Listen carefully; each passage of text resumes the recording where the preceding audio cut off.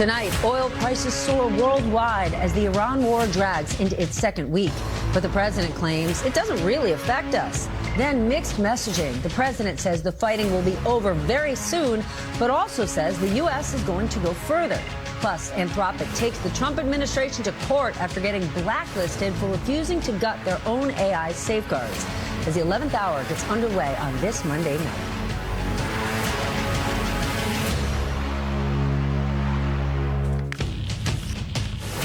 All right, let's get down to business because there's a lot of it tonight. Good evening once again. I am Stephanie Ruhle, and we are now 238 days away from the midterms.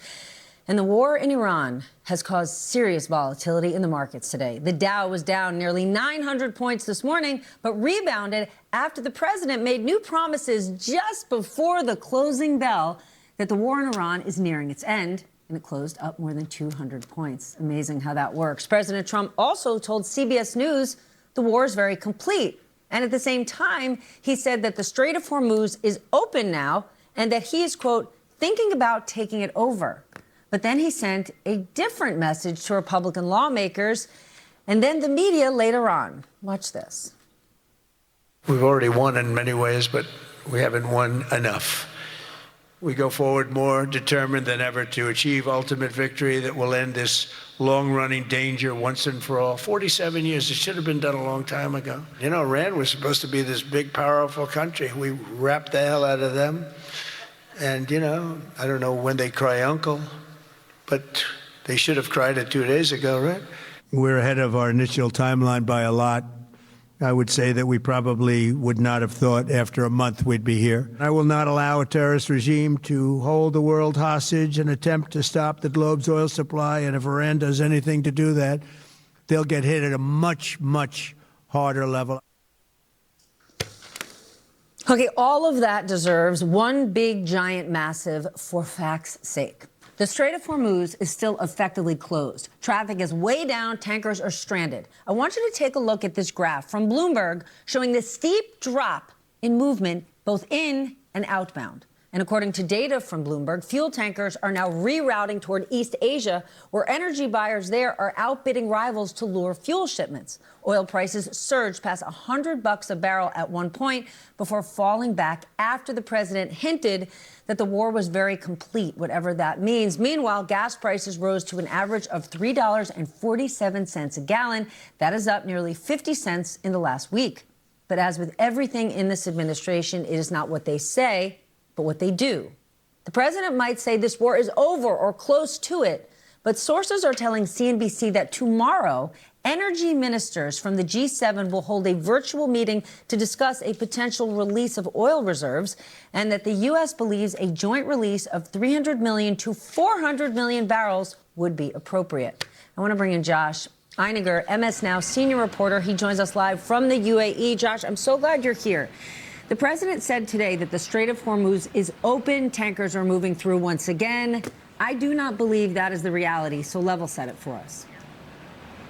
It is not, Steph. I mean, you know, when you look at the publicly available marine traffic GPS sites, you'll still see clusters of these ships, both in the Gulf of Oman and in the Persian Gulf, just waiting for it to be deemed safe enough to traverse the strait. Now, the reality is, according to an expert, it's only really open when the merchant mariners who are on these ships transporting these goods deem it safe enough to risk their lives to cross, and that clearly has not happened yet.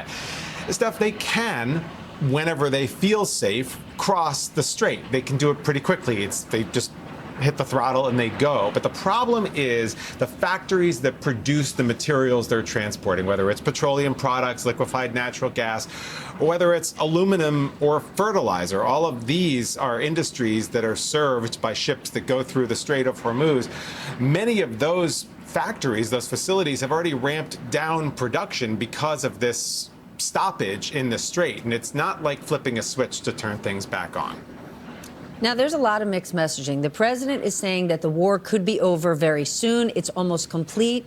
What does it feel like where you are?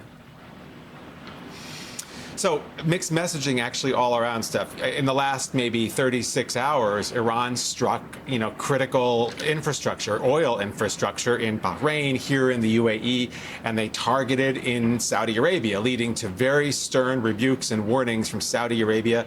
There was even a ballistic missile that went into Turkish airspace, leading to a warning from NATO that perhaps the NATO forces might start to get involved. So it definitely felt very escalatory.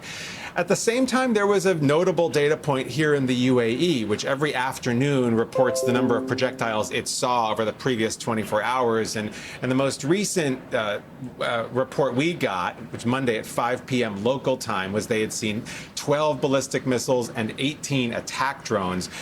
That's about 100 fewer attack drones than every day for the last several days during this conflict. So what was that about? Are they running low on drones? Is there a new strategy? Could this perhaps be the beginning of the end of this?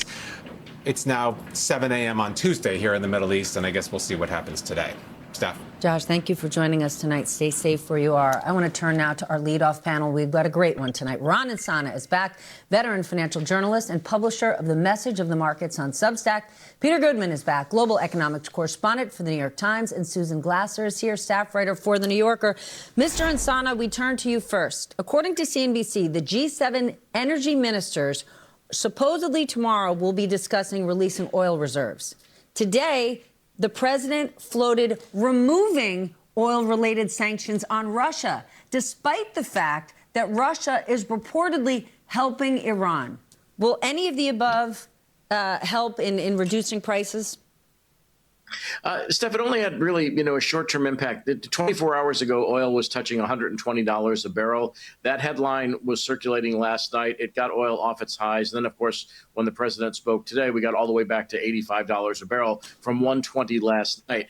A release of that size has a short-term, very short-term impact on the overall available supplies of crude oil for the world, which consumes, as you know, quite a bit more than that on a daily basis in terms of trying to apportion it out to the various intended destinations. Japan, as we've discussed before, imports 90% of its crude oil. China gets half its energy from the Middle East. So it's a stopgap measure at best. The U.S. Strategic Petroleum Reserve is about 58% full. So we really don't have that much latitude to really release so much that would impact the longer term price of crude oil if hostilities were to ramp up again. And again, given that the first casualty of war is truth, we really don't know where we stand in this war at the moment and how much more damage is going to be done to oil installations and whether or not that strait's going to open anytime soon.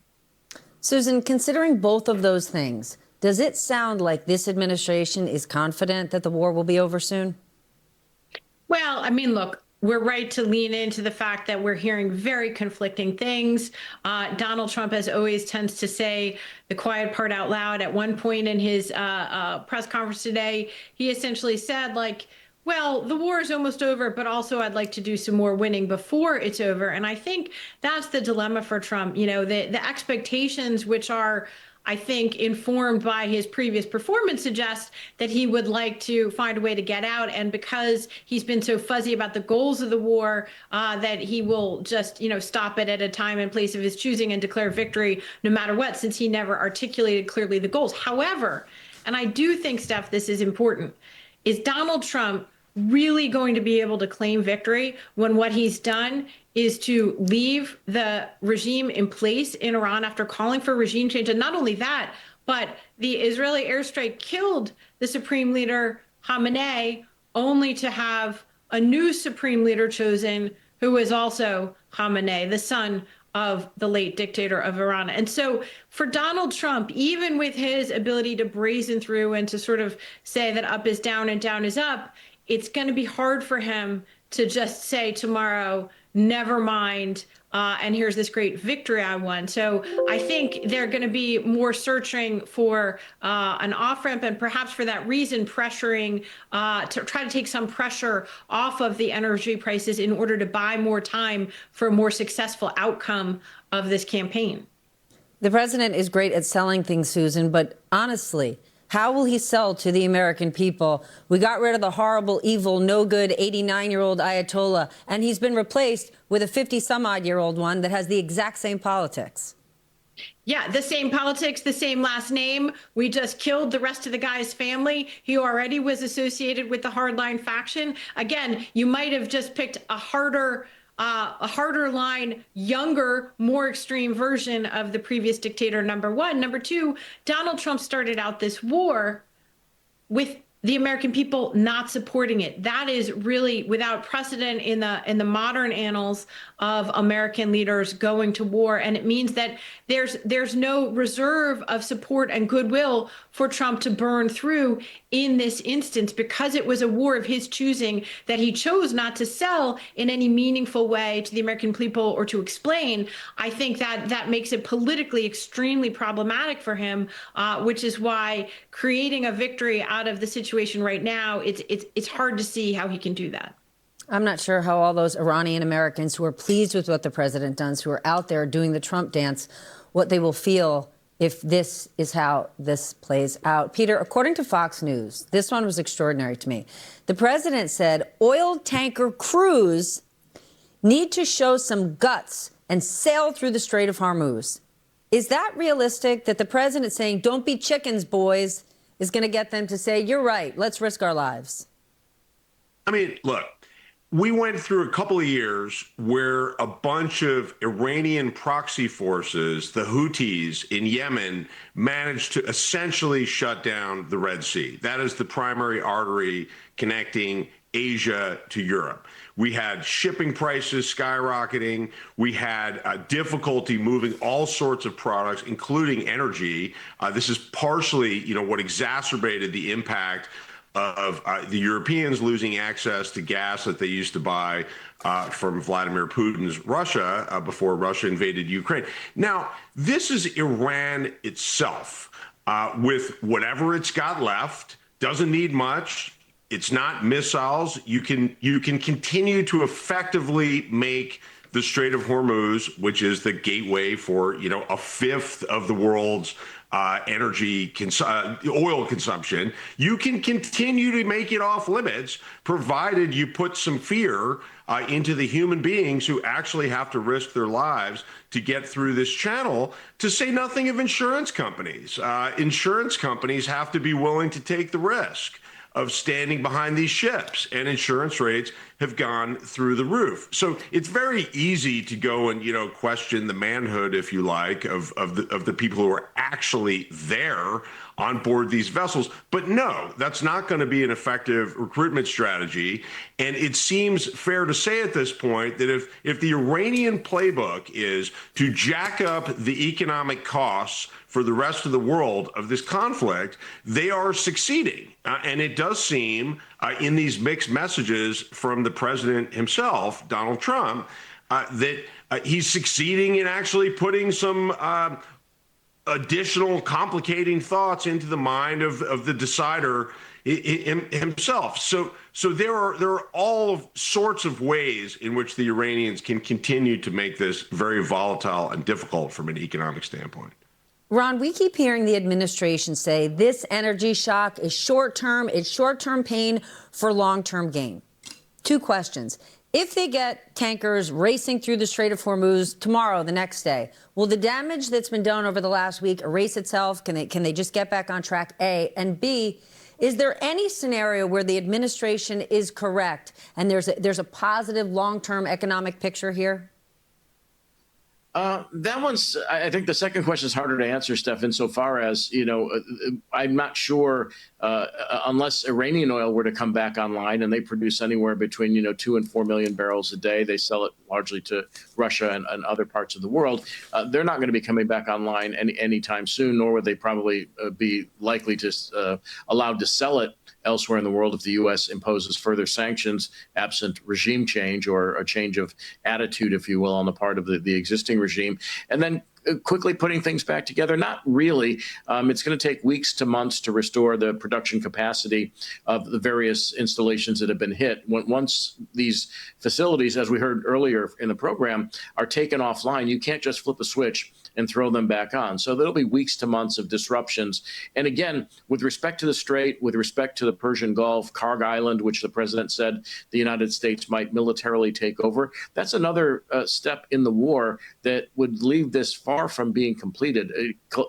Taking over that island, the terminal through which a lot of these, goods pass, and then also having a rite of passage with U.S. naval escorts through the Strait is an enormous undertaking. So if that's really ultimately what the president has in mind, this is a much longer process than he certainly admitted to today. And today's admission, skeptical people believe might have been largely in response to the market behavior we saw literally 24 hours ago. Then let me just ask, Ron, because every big investor I spoke to in the last 36 hours said, no matter what is happening on the ground, Trump's going to claim victory, pull up stakes, and get out of there to save the markets. Are you hearing the same thing? Yeah, pretty much. I think that's what everybody, believes, that there's an off-ramp somewhere that allows the president to declare victory of whatever kind he decides to declare. Again, that doesn't include regime change. It doesn't include control of the Strait. It doesn't include military control of Karg Island, which is a key choke point in that region for the dispensing of these various goods. So, yeah, I think that's what everybody has on their mind. That's why there was such a violent reaction in the markets.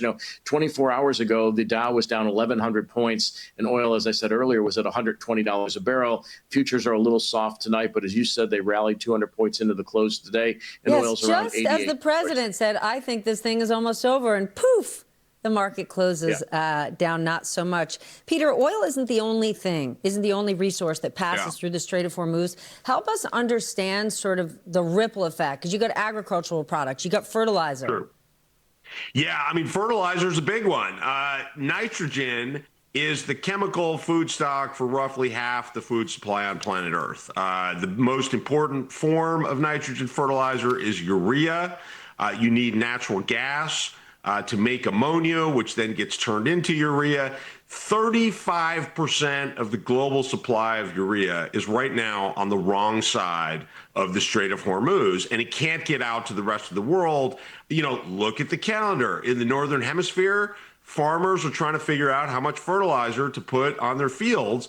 And they were already, in the U.S. in particular, going lean because they were stuck with tariffs on fertilizer. They only recently got an exemption after the Supreme Court struck down the so-called reciprocal tariffs. And so we start with low inventory and farmers waiting for prices to come down. And now prices are going way up. We've seen in Egypt, the price of urea has gone up something like 40% the last time I checked since the beginning of the war. And if farmers decide to put less fertilizer on their fields, that turns into lower yields. That's less food. That sends prices up. We're talking about in wealthy countries, right? In North America, in Europe, in East Asia, higher costs for food. And in places like sub-Saharan Africa, South Asia, where people are hand to mouth, where many people already don't have 3 meals a day, if you jack up the cost of fertilizer, by the way, at the same time that the dollar is strengthening, which means anybody who's got to import fertilizer, which is priced in dollars, now has to pay more. Well, the net effect of that is potentially malnutrition. But, I'm hearing from people as far away as Vietnam who are trying to export tropical fruits to Europe and the U.S. who are now dealing with sharply higher air freight rates because the cost of jet fuel is higher. And because you can't fly over the Persian Gulf, the airport in Dubai, which is the most important cargo airport on Earth, is effectively off limits. And so you need more planes to fly longer routes.